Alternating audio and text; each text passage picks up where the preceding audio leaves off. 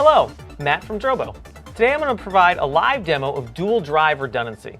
This is one of the great features of Beyond RAID in that we can change our RAID levels on the fly to better suit your environment. With a traditional RAID system, we have to pick our RAID levels up front and we're stuck with those for the duration of our project.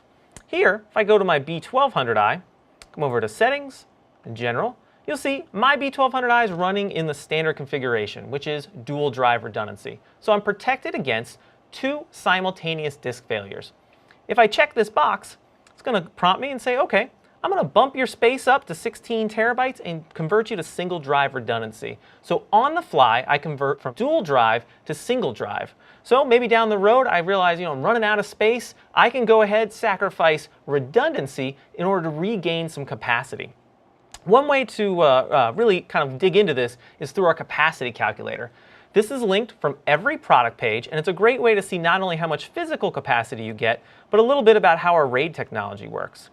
So if we come here, this is configured similar to what my current B1200i is, dual drive redundancy. So I added a couple of small drives. It gave me 1.81 terabytes of storage. So here, I'm protected from those two drive failures.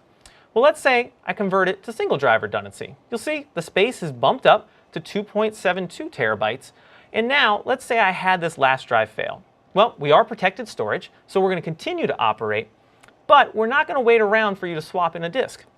Drobo is going to look at how much space is in use. In this case, only 40% of the physical capacity, 4 lights.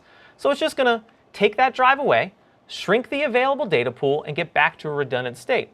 Let's say it failed on a Saturday, you came in on Monday, you'd find your Drobo was actually back to a redundant state, you just had less space available for storage. You could then continue to operate that way, your volumes can continue to grow, or swap out that failed drive, a couple seconds later you're back to 2.72 terabytes of physical capacity.